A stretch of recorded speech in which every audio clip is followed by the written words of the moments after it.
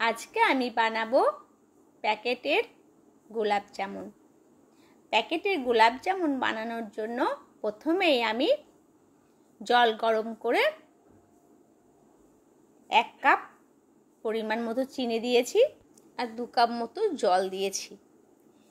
দিয়ে খুব ভালো করে এটা চিনিটাকে গলিয়ে নেব আর একটা রস বানিয়ে নেব।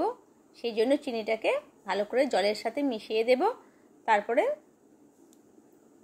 রসটা হয়ে যাবে, একদম যেন যখন চ্যাটচ্যাটে হাতে লাগবে তখন কিন্তু জানতে হবে রসটা হয়ে গেছে।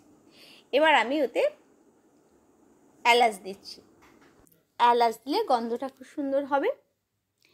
এবার আমি রসটা আমার ওদিকে হতে দিলাম, এদিকে প্যাকেটটা আমি কেটে নেব। প্যাকেটটা কেটে নিয়ে একটা বাটির মধ্যে নিয়ে নেব।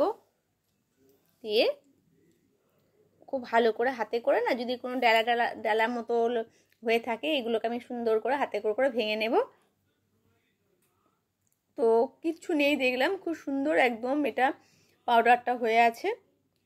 এবার এটাকে আমি অল্প অল্প দুধ দিয়ে, দুধটা কিন্তু রুম টেম্পারেচার হওয়া চাই, কারণ খুব গরম যেন না হয় প্লাস ঠান্ডাও যেন না হয়। খুব হালকা হাতে এটা কিন্তু মেখে নিতে হবে অল্প অল্প দুধ দিয়ে। এইভাবে এটাকে আমি মেখে নেব। তো হালকা হাতে আমি মেখে নিয়েছি। এবার মোটামুটি 15 মিনিট আমি ঢাকা দিয়ে রেখে দেব। এদিকে আবার আমি রসটার কাছে এসে যাব। রসটা আমার অনেকটা হয়ে এসেছে। হাত দিয়ে আমি একটু দেখে নেব, হ্যাঁ আঠা আঠা হয়ে গেছে, তখন বুঝতে হবে রসটা হয়ে গেছে। এদিকে আমার 15 মিনিট হয়ে গেছে। এবার গোল গোল করে আমি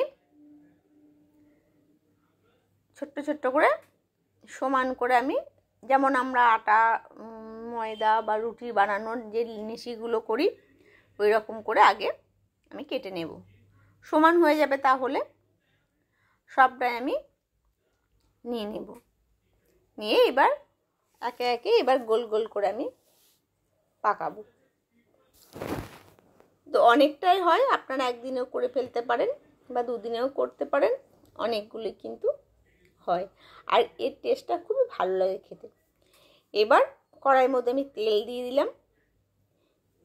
তেলটা কিন্তু খুব গরম যেন না হয়, মানে গরম থাকবে তেলটা, আঁচটা কিন্তু মিডিয়ামে থাকবে, গ্যাসের ফ্লেমটা কিন্তু মিডিয়ামে থাকবে, ওটা কিন্তু হাই ফ্লেম দেওয়া চলবে না। আর তেলটা কিন্তু একদম ফুল যেন গরম না হয়, তাহলে কিন্তু এটা ফেটে যাবার সম্ভাবনা আছে। এবার একে একে এইভাবে গোলাপ জামুনগুলো আমি ভেজে নেব। এই যে নিচেতে একটু আধটু লেগে যাচ্ছে, এটা কিন্তু হালকা হাতে উঠিয়ে নিতে হবে। তো এর টেস্টটা খুবই সুন্দর লাগে খেতে। প্যাকেটে গোলাপ জামুন মাঝে মাঝে নিয়ে এসে করা হলে কি সবাইকে দেওয়া হয়, আবার মিষ্টি একটু করে রেখে দিলে বাড়ির সবাই রুটির সাথেও খাওয়া যায়, প্লাস কেউ এলো ঘুরতে তাদেরকেও দেওয়া যায়। সেই জন্য একটু আধটু ঘরে আমাদের মিষ্টি বানিয়ে রেখে দেওয়াই ভালো। তো আমার মোটামুটি এইভাবে উল্টে পাল্টে আমি দিচ্ছি। ধীরে ধীরে কিন্তু ব্রাউন রং হতে শুরু করেছে, কারণ খুব হালকা হালকা আস্তে আস্তে কিন্তু এটাকে ভাজতে হবে কম আছে, না হলে ফেটে যাবে। তো আমার মোটামুটি লালচে রং হয়ে গেছে। এটা আরও ডার্ক হয়ে যাবে যখন আমি রসের মধ্যে দেব। তো এবার আমার হয়ে গেছে, আমি এবার তুলে নেব। রসটা একটু ঠান্ডা হয়ে গেছিলো, আমি একটু গরম করতে দিলাম। দিয়ে রসের মধ্যে আমি একে একে গোলাপ জামুনগুলো দিয়ে দেব। তো রসের মধ্যে আমি দিয়েছি, হালকা হালকা করে পাল্টাপাল্টি করে দেব, তাহলে রসটা ভালো ঢুকে যাবে। এবার আমি ঢাকা দিয়ে দেব 2 ঘন্টার জন্য। 2 ঘন্টার পরে আমি কিন্তু ঢাকনাটা খুলে নেব। দেখুন কতটা একদম ফুলে গেছে, একদম কিন্তু মোটা মোটা হয়ে কিন্তু এটা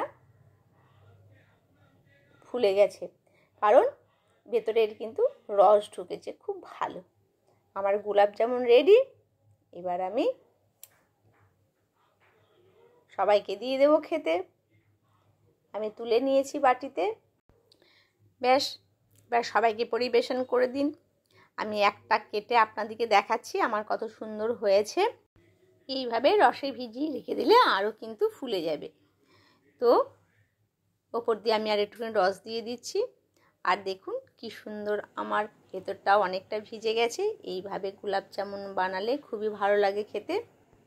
ভালো থাকবেন, সুস্থ থাকবেন। দেখা হবে আবার নতুন কোনো রেসিপিতে।